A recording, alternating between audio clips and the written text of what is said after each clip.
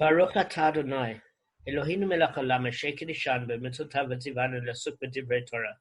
Baruch na Adonai Eloheinu it divrei Toratcha b'finu b'fi amcha Beit Yisrael, v'niyeh anachnu v'tzetzenu v'tzetzei amcha Beit Yisrael, kulanu yodea shemecha v'lomdei Toratecha lishma, Baruch atah Adonai l'mei Torah l'amo Yisrael. Amen. Baruch atah Adonai Eloheinu melech haolam, asher v'chabanu mikol hamim v'natan lanu Torato, Baruch atah Adonai notenu Torah. Amen. Amen. Okay, Stephen's here. Just give Arthur one last call, Kev. Yeah. I'm going to invite Stephen in.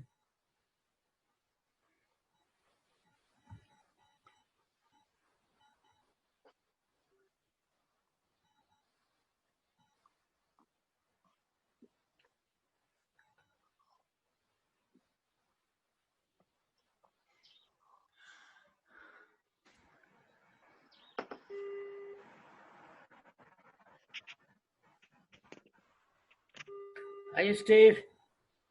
Can you hear me all right? Good, nice to see you, man. Yeah, keep me well.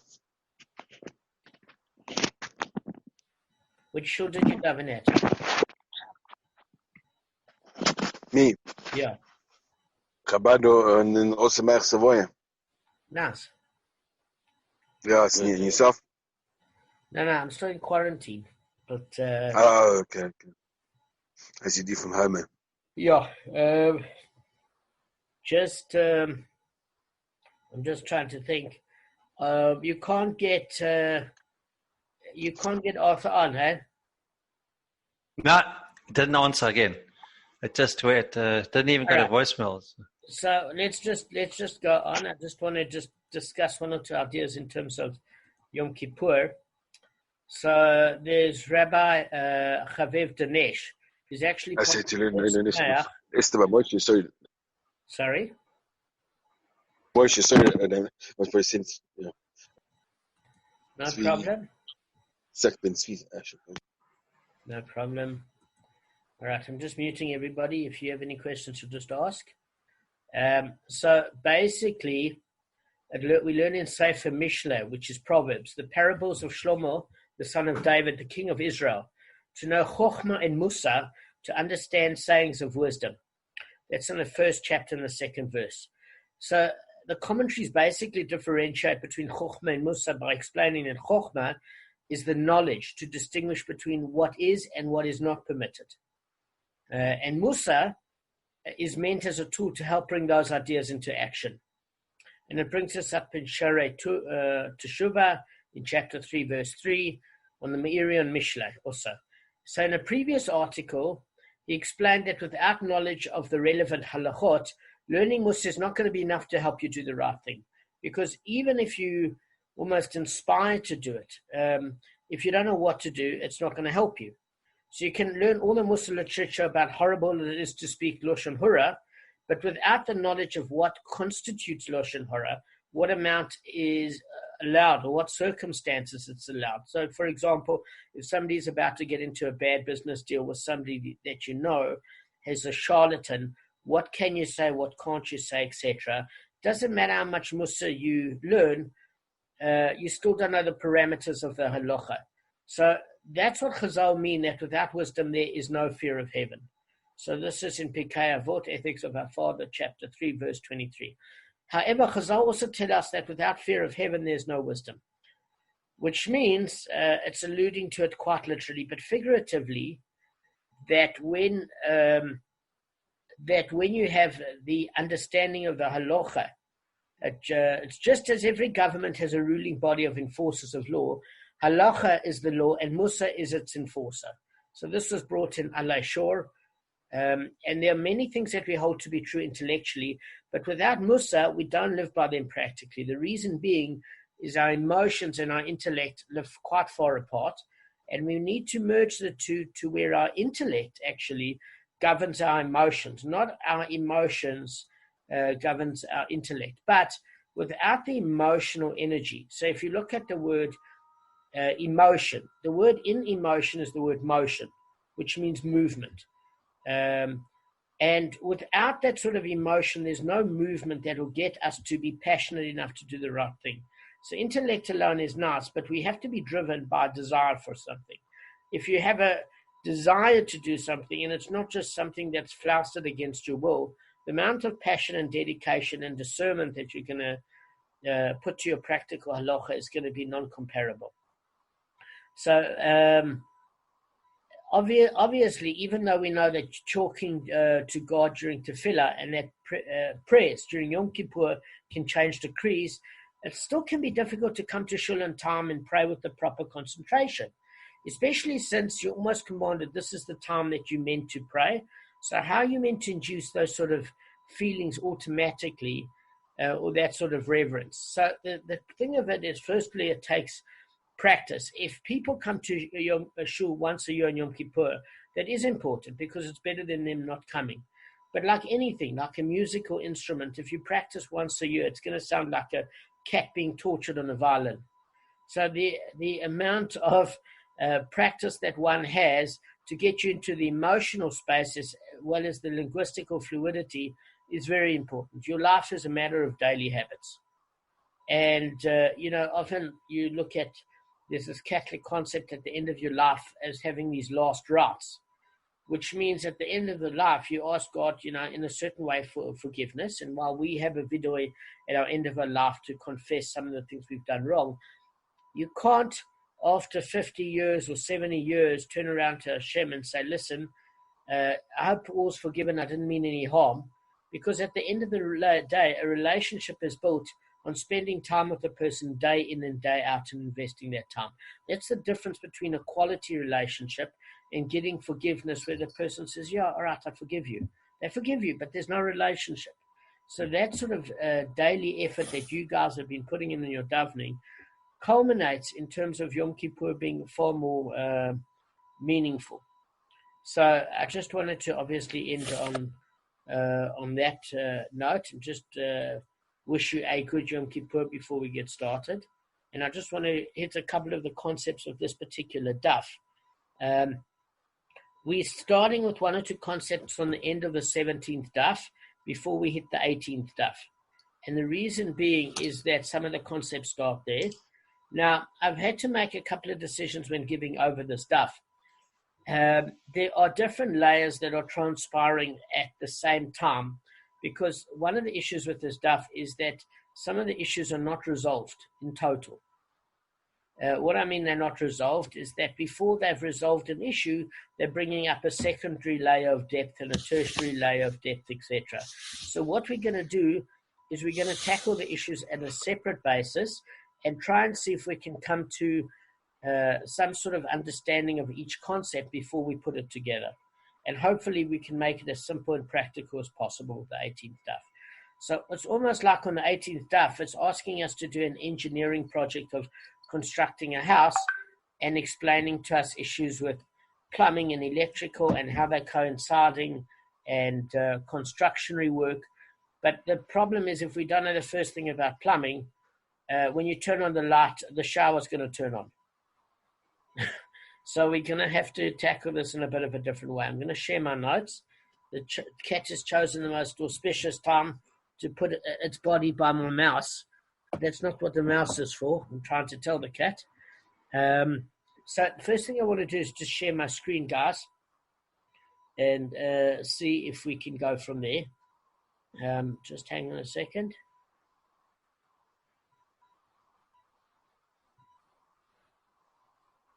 Give me one sec, guys.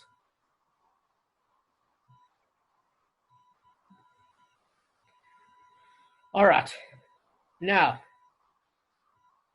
I want you guys, if you can, to unmute yourselves.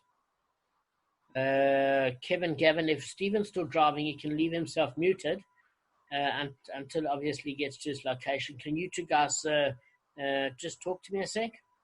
Yeah. Yeah. All right. So the first thing I want to do is I wrote a lot of notes in my own handwriting just to try and see if we can give it over in a quite a simple way. So the simplest way to give it over is on the end of the 17th daf. There's a question that Rava asked. Okay? So can you guys read my notes clearly? Yes. Okay, so Yeah. Kevin, ask the first question where it says Rava inquired. If an animal stepped on a utensil and did not break it immediately, rather it rolled to another place where it broke on impact. What is the law? Yeah, that's exactly it. So if you have a look here,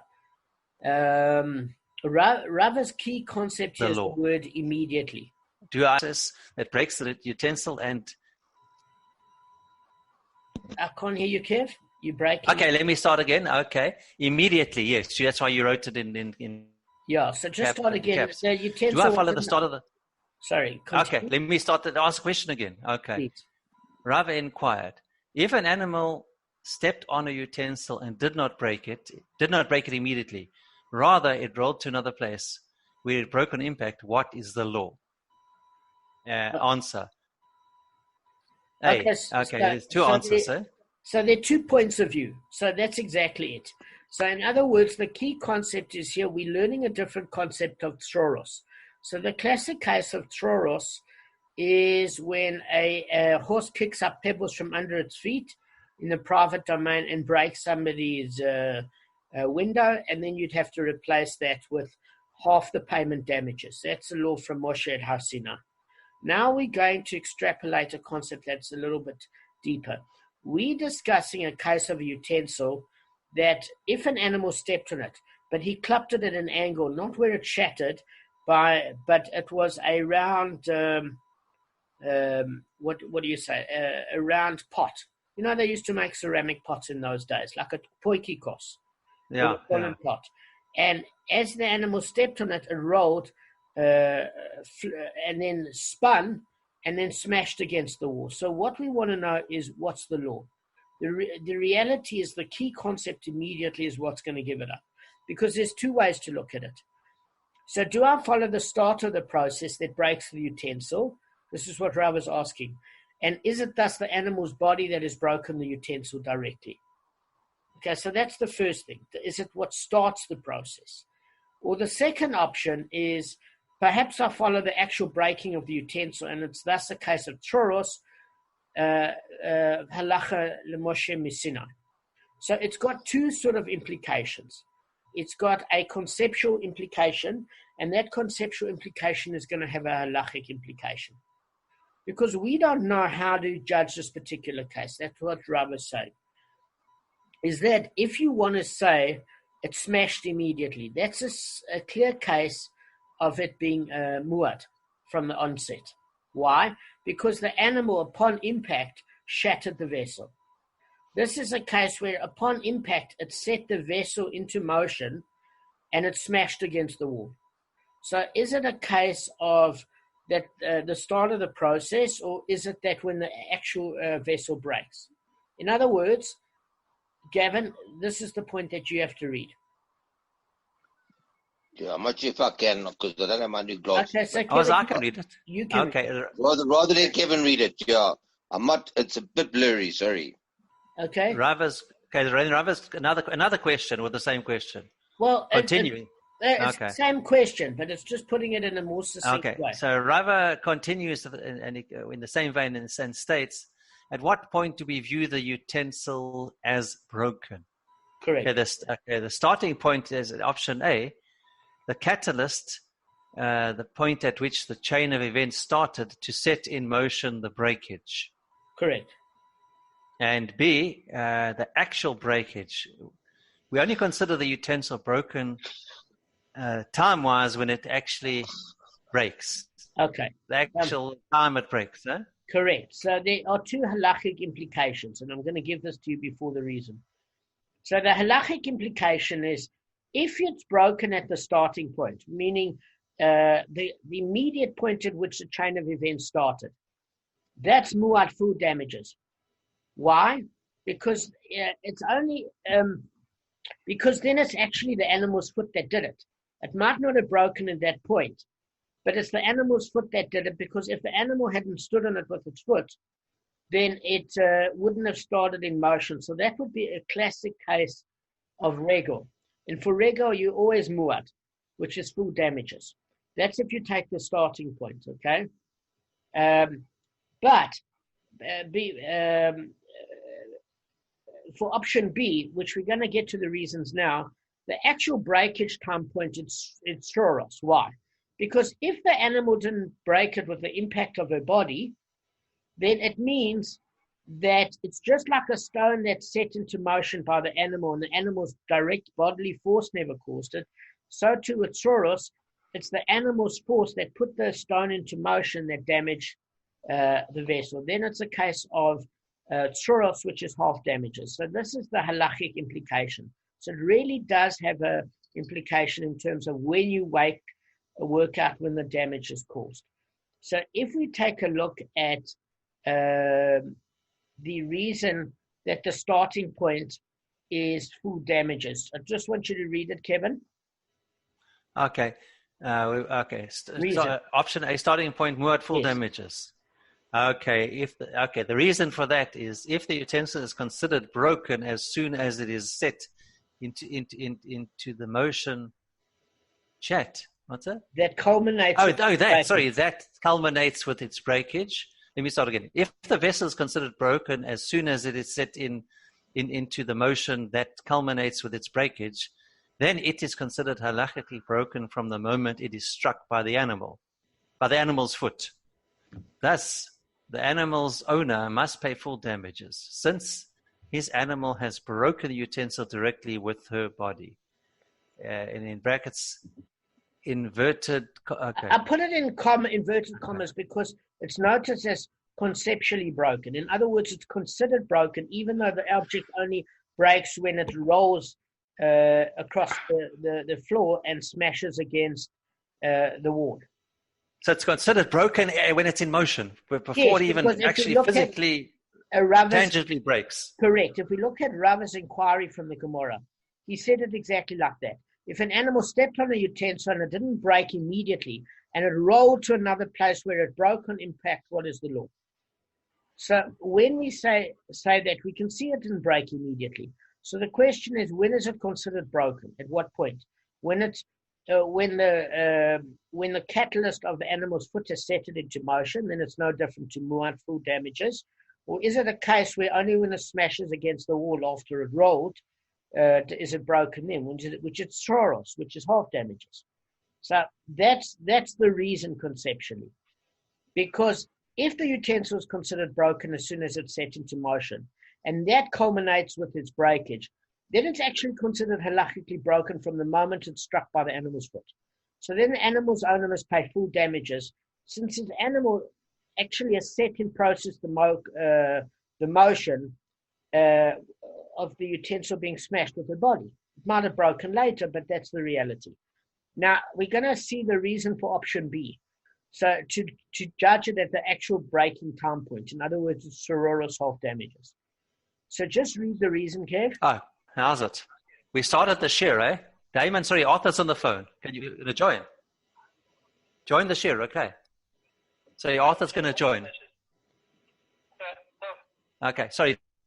Damon, Arthur's going to join. He just phoned me. Sorry, what do you want to say again? What do you want me to read? No, well, let's wait for Arthur a sec. Where was he? I don't know. I had to put I didn't hear because I got the earphones. I didn't, the headphones on. I couldn't hear what he was saying. Just stop sharing the screen a sec.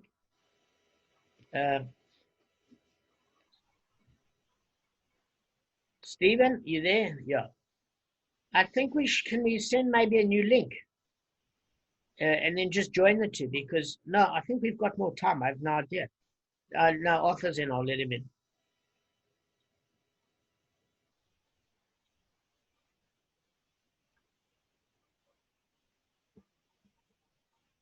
How's it, Butty? Where were you? This is normal time. No, Arthur, normal time is 9 o'clock. Oh, okay, because my alarm said 10 o'clock and I normally do half an hour beforehand, so okay. That's why I came online now. All right, so I tell you what we're going to do. Stephen, are you there? Yeah, all right, so what I'll... Yeah. Steve, are you there? I tell you what I'm going to do. I'm going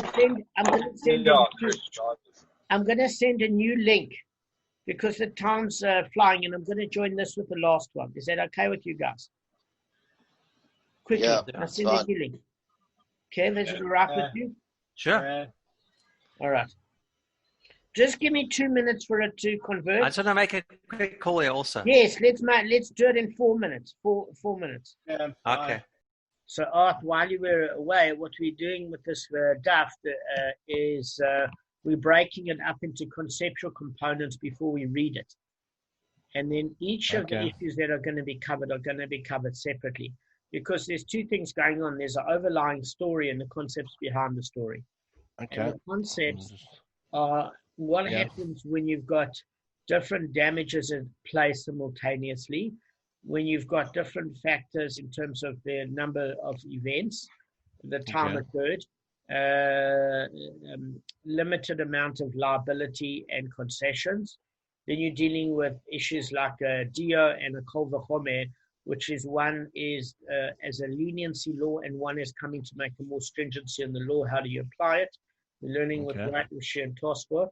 What's considered to be outright damage, regal compared to tsoros, and all these concepts. So if we build little steps, step by step, and then at the end do the daf will fly through it, hopefully. All right. So the concept was, I'm just going to share my screen that Kevin was reading. Let me just see.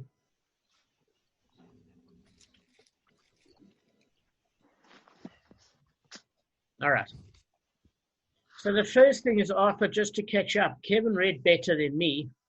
So I think, Kevin, if you want to read this.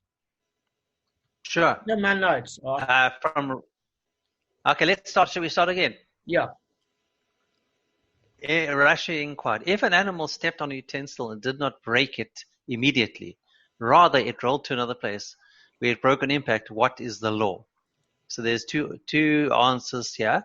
First one, do I follow the start of the process that breaks the utensil, and it is thus the animal's body that has broken the utensil directly? Or perhaps I follow the actual breaking of the utensil, and it is thus a case of tsoros, which is Malacha Moshe Messina. Yeah. Okay. So Arthur, basically the issue is as follows, right? So Rava, this is at the end of the 17th daf. So Rava was actually asking a question. And he said, look, these have got halachic implications in terms of how much money you owe. And what it was talking about chickens that were pecking at rope on a bucket, and the rope snapped and then the bucket smashed. And it seemed to then, go off on a different rule and a different tangent, and is now talking about utensils breaking and rolling, etc. And the reason we're giving the daf over like this is because guys like Rava and Rabba were extremely smart, these great Tanoim and Amaroim, etc. But today, we don't have any of this background knowledge. So we're going to hit the concept and then relate it back to the chicken and the rope and the bucket story. Does that make sense? So the first thing is Rava goes in the Gemara and he says, listen, what happens if an animal stepped on a utensil and it didn't actually break? In other words, he clapped it on the side and it rolled. It span quickly and immediately. In other words, the bucket didn't break immediately, or the utensil didn't break immediately. It rolled to another place and then it's smashed on impact. So what is the law? So there are two possible ways that you could conceptualize it. If the animal put its foot down and you say it's the start of the process that set this whole thing in motion, then it's a case of the animal breaking the utensil directly with the body. And therefore, you know what that means? What does it mean? You mean a breaking utensil with its body? That is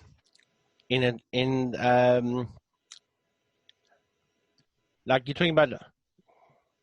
I'm confused. What damage is considered when an animal breaks a utensil directly with its body?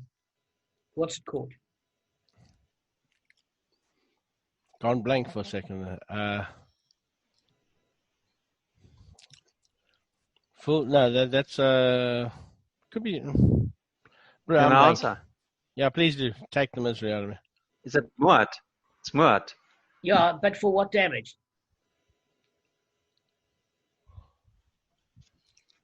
For what damage? Guys, it's regal. If the animal... Oh, okay. In that, okay. What part of the body? What Sorry. classification of damage? What Yeah. type of damage? Sorry. The reason it's muad... Okay. Yeah, the reason it's muad is because it's regal.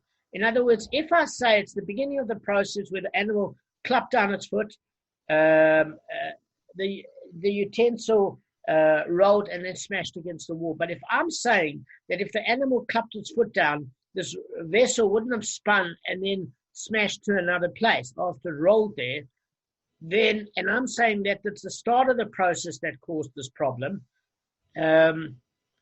then I'm actually holding that it's regal damage because the body directly destroyed the utensil in the sense that it set the process into motion. Does that make sense?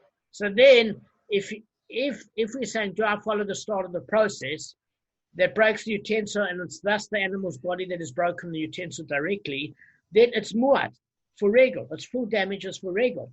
But if I say, no, hang on a second, it's not about when the process started, but when the actual vessel broke. That's a case of troros, because it's not, we learned the case of a zav. You remember in 17b3, we learned the case of a zav. So what's a zav? Is a zav that is a human male that creates a seminal emission, and with direct contact, he infects that object. If it's not direct object, in other words, he picks up a stone and throws it against an article, and that article moves, then because he hasn't touched that article directly, that he moved, and he's used a third, another force to push that article, it remains in the state of purity. In other words, say you have a zav. If a zav takes a stick and he pushes a cupboard, then that cupboard becomes infected because the conduit of the stick is now tumah. He's tumah, the stick's tumah, and what he pushes now becomes tumah. But if he takes that same sort of thing and pushes it, the object with the stone, by chucking a stone at it and it moves, but he's touched the stone, but the stone doesn't sit on the vessel, and there's no direct contact as a conduit between him, the stick, and the cupboard, and it's him that quickly touches the stone, throws the stone, and the stone hits the cupboard and moves it slightly. In that particular case, that article remains pure. So what Rava was saying is that just like with a zav, direct contact with the zav makes an article tumah, direct touching of an animal's body, and it breaks with the direct contact or force of the animal's body, is a case of regal. But in a case where you throw a pebble and it moves the object, just like with a zav, that wouldn't affect it because he's using a pebble which he picks up, he throws, and it touches an object because it's indirect, that would be a case of troros because there's indirect contact. So we're saying, look, Rava said there's two ways we can follow it. Animal didn't break the utensil.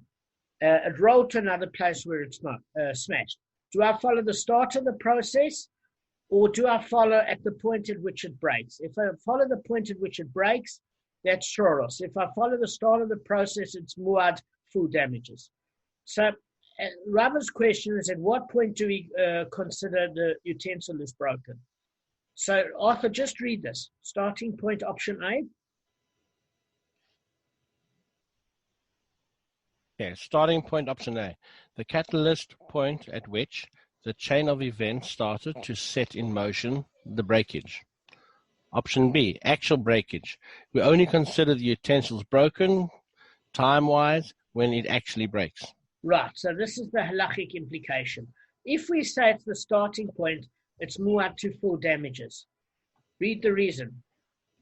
Okay. Halachic implication of the concept. Option A, starting point equals muad full damages. Reason. If the utensil is considered broken as soon as it sets into the motion that culminates with its breakage, then it is considered halachically broken from the moment it is struck by the animal's foot. Thus, the animal owner must pay full damages since the animal has broken the utensil directly with her body. Inverted commas, conceptually broken. Yeah, it hasn't Okay. literally broken, but in other words, because the foot set the whole process in motion, it's considered broken at that point. So if you want to consider it broken at that point, the starting point, it's muad. It's as if the animal directly did it herself. So that's the halakhic implication. Now, if we go to option B, actual breakage, time point. Okay. Option B, actual breakage time point, Soros, half damages. Reason, if we do not consider the utensil broken until it actually breaks, then the animal has not broken the utensil with her body directly, but has simply initiated force that breaks the utensil when it's no longer in contact with her body.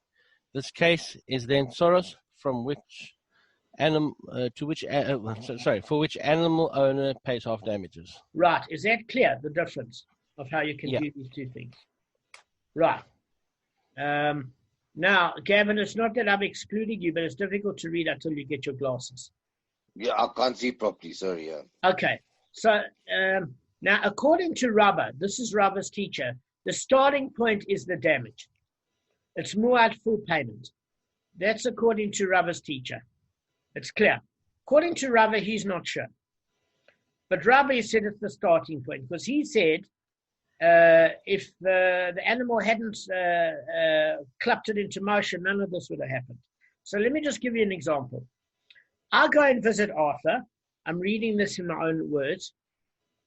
On the third floor of his apartment in Renana. And while on the balcony, I knock off a flower pot off the ledge, right? So Kevin's waiting for me down below because I'm only popping into Arthur for 5 minutes because Kevin and I are spending a Shabbos at Gavin Brule, for example, and I just wanted to say how's it to Arthur. So on the way down, Kevin's bored, but he sees his flower pot coming from Arthur's third floor apartment. And mid-air, he throws a stone and smashes it because he sees the thing being knocked off. And he quickly picks up a stone and thinks, can I do this? Am I going to get it with a decent aim? And he claps it with the stone and he smashes it in midair. So Arthur turns to me and says, I want my money back. It was an expensive flower pot. I want my money back. And I turn to Arthur and I say, go collect it from Kevin. He's the one who smashed it midair with the stone. I'm not paying. So what does the halacha say, guys? Must I pay or Kevin pay? And why? Gavin. Who must pay? The guy that threw the pot. Sorry. Okay. Sorry. Okay, and Gavin, what do you say? What does Arthur say?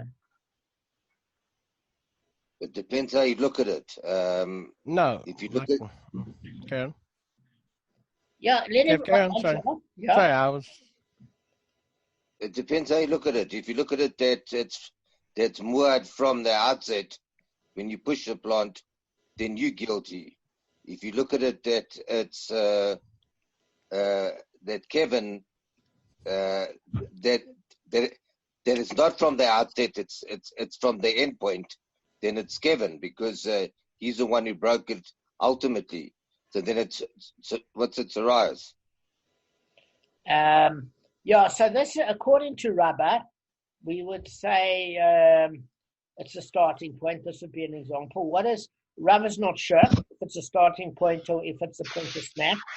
But what's the answer halachically, Arthur? Okay, basically a clay pot would break if you can die, if it's more than, let's say, more than 10 amas, okay? If you're dropping a pot, which is from the third floor, which is way more than 10 amas, it'll definitely smash because it's clay. So it's from the time it starts, not from the time it lands. It's broken already. Excellent, excellent. So, Gavin, let me tell you what Arthur's saying. He was listening the other day because I think he's more of a morning person than we are. But what I said is as follows. You got a concrete floor below, and Arthur's on the third or the fourth floor, which is definitely more than 9 amas. Are you with me? So in that Amos case, tefachim. sorry, tefachim. It's not amas. Sorry, 9 or 10 tefachim. So if it's, we learned with the pit that's 9 tefachim, it can injure. If it's 10 or more, it's got the capability to kill. So a tefach is basically from the elbow to the wrist. So which is definitely, we can say the third or fourth floor is definitely supersedes that. So if you take a Ming vase, Gavin, and I just knocked it from the third floor without any intervention, it's going to smash at the concrete below. Is that true? Yes or no? True, 100%. There's no question it's going to smash. So therefore, I'm responsible. Kevin's not responsible because basically, halachically, all Kevin just did was broke an already broken object, halachically. That's all he did. Does that make sense? Yeah, that's true. Yeah, that's true. Yeah, they can't be responsible. It's already broken. Yeah.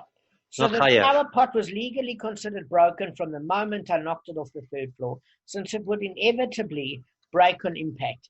Therefore, we consider the one who threw or knocked the flower pot as the one who is responsible, in this case, Damon, as I set in motion the event of breakage from that height to the concrete pavement below. I, Damon, must pay for it. Kevin just broke an object halachically considered already broken. Don't read it as concrete pavement. Read it as concrete payment. Read the pun there. Concrete proof. Damon, is it concrete proof you mean? Concrete proofs. Okay, so Tosfot has a slightly different answer, which is interesting. So Tosfot says that Rava's ruling and Rava's query, because Rava's ruling is it's the start of the process, is the example I've just given. And that applies only where the utensil was set in motion. This is very important to know, Gavin, where the utensil was set in motion.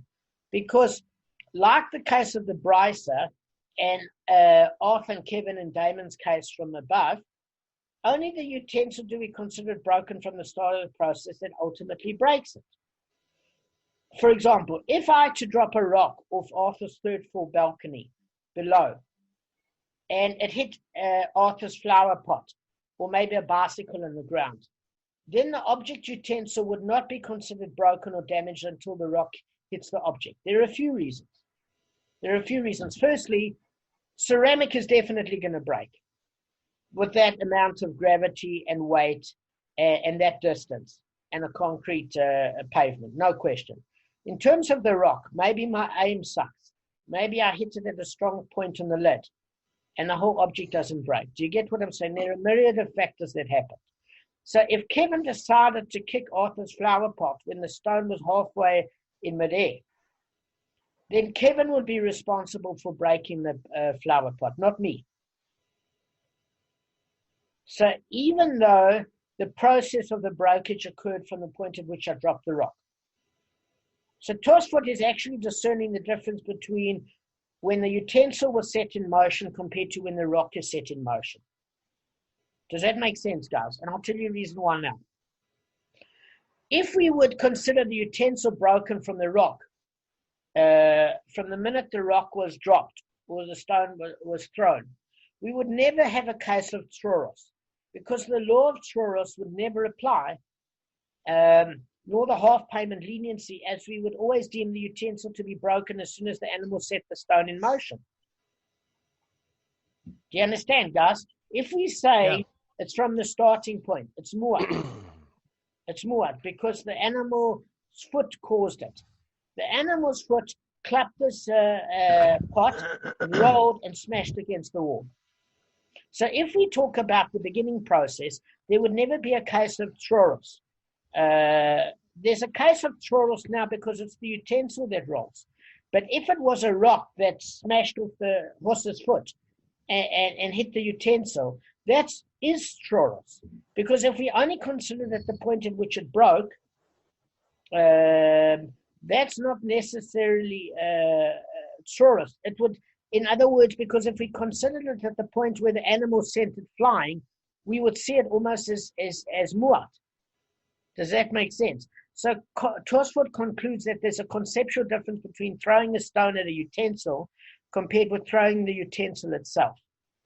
So the Rishonim say either way it's broken, whether you you rolled it or smashed it by the foot. Either way, it's broken. So that's the difference. But a case of troros conceptually is where it's deemed broken, where the stone hits the object at the point at which the object is smashed. That's why there's a half payment leniency. Because if you count it directly from the foot of the animal at that point, it would be muad. Does everybody understand? Yep. Okay, so give it back to us, Gav. So basically that example where the flour dropped, where you threw the flour pot and Kevin hit the flour pot, it could be a case of psoriasis. No, psoriasis is when you get infected from Lashon Hora. It means psoros. Psoros, sorry. No, that's not a case of psoros. This is what Rabba is saying. What Rabba is saying, not Rabba. Rabba said it's a question, still a question. But Rabba, his teacher, said it's very clear. When it's a utensil that rolls off the foot of an animal, and then at that point, it smashes in another place. It's the animal's foot that set it into motion, the starting point. And therefore, it's muad full damages. Because he compares it to like me taking Arthur's flower pot and knocking it off the balcony, and it lands on the concrete floor below. It's going to smash.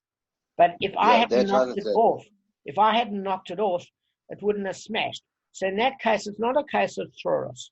Psoros is a case where it's smashed not directly from the animal's foot, because we said like a zav. If a zav touches an article directly, it's tumah. If he uses an object to knock it, and it like a pebble, and he picks it and he throws it, and another object moves, it's not direct contact like he moving the object with the stick, where he's the conduit, where the stick is the conduit, and he infects the stick, and the stick infects the article like a zav, like somebody with the seminal emission. So anything with direct contact is muad full payment, and because it's left the animal's, because it was caused by the animal and left its foot, and it smashed in a different place, it's because of the animal's foot that set the process in motion directly. It didn't just randomly roll. So then Rabba is saying it's full damages because we work from the starting point. Rabba's not sure if we take it from the point at which the object smashed, which is the case of psoros. So in the classic case of psoros, we see with a rock that, or a stone that lifts off an animal's foot and hits an object, that's psoros, because it's not a direct connection between the animal's foot in terms of physical contact touch to when it ricochets off the foot and hits and smashes a utensil. So Tosfot says there's a difference between if you chuck an object and whether you chuck a stone to an object or whether you chuck an object directly. So if you chuck an object directly, he says it can't be a case of psoros, even if it never broke at that point, because you've broken a broken object. Whereas Rav is saying it's a question whether or not it's psoros or muad. Does that make sense? But the classic case of psoros is when a stone hits the object. So if you dropped a stone, if I knocked off a stone of Arthur's ledge onto his flower pot below and Kevin quickly kicked the flower pot below, Kevin's responsible because that's a case of psoros. It's indirect. It's only at the point where the stone smashes the object do we count it, not from our hand. Otherwise, it would be full damages. Mm-hmm. Does that make sense? Yep. All right, so this is only the first case of like 9 concepts. All right, good, guys. Let me just go to 1 or 2 aspects of the Gemara quickly. I hope this has been helpful to you. Okay. Yeah, very much so. So, fine. So the thing of it is it starts, the Gemara seeks to resolve Rava's inquiry. Come learn from a proof from the following brisa. Hopping is not considered muad for a chicken. Some say, however, that this is considered muad. So the Gemara analyzes this brisa. Can you think that the brisa refers to a simple case of hopping? No, because certainly all must agree that for normal hopping or jumping, etc. This is how a chicken moves.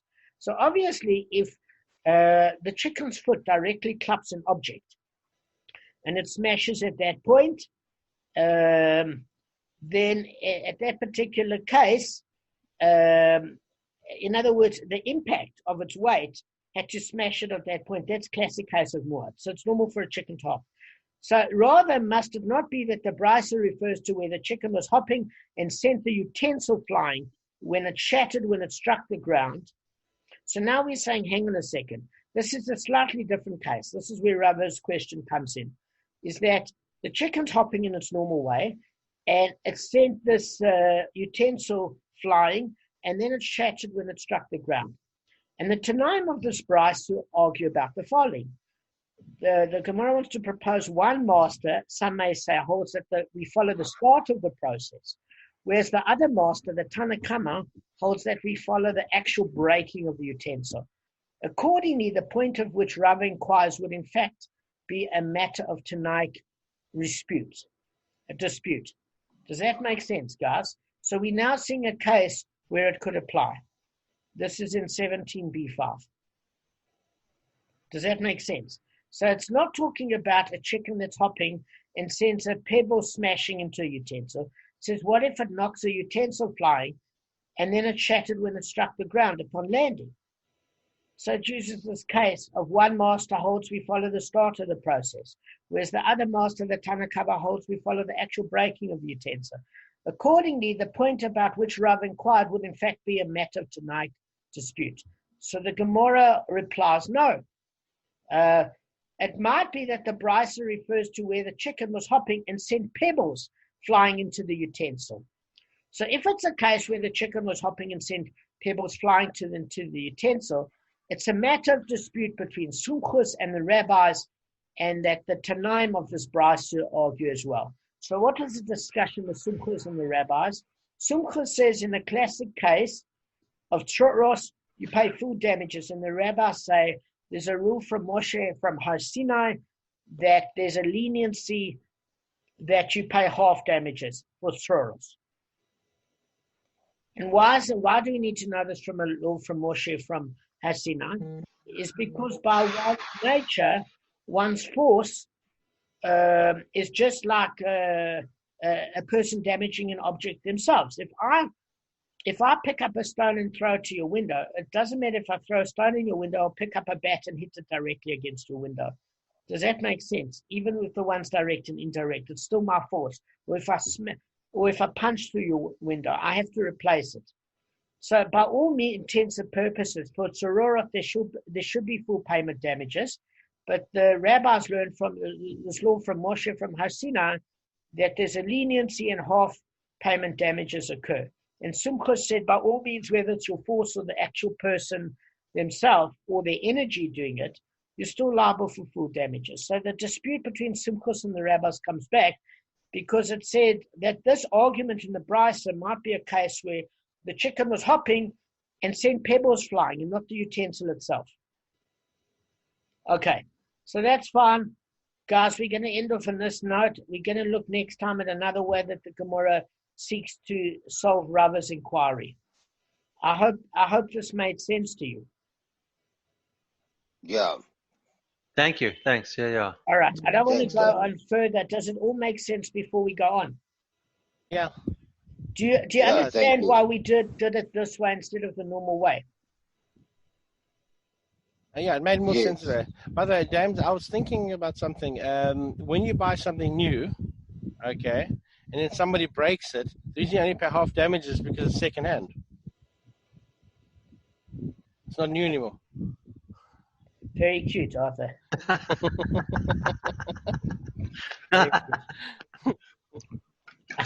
You buy something new and try to sell it for the full price, and you'll probably get half. So that's why, Yeah. So the moral of the story is, if an object is on its way out and you don't want it anymore and you want the cash, you put it on the edge of the ledge, and you invite Damon round. You build your sukkah on the balcony where it's precariously on the edge, and you invite guests that are very emphatic with their hands and enthusiastic.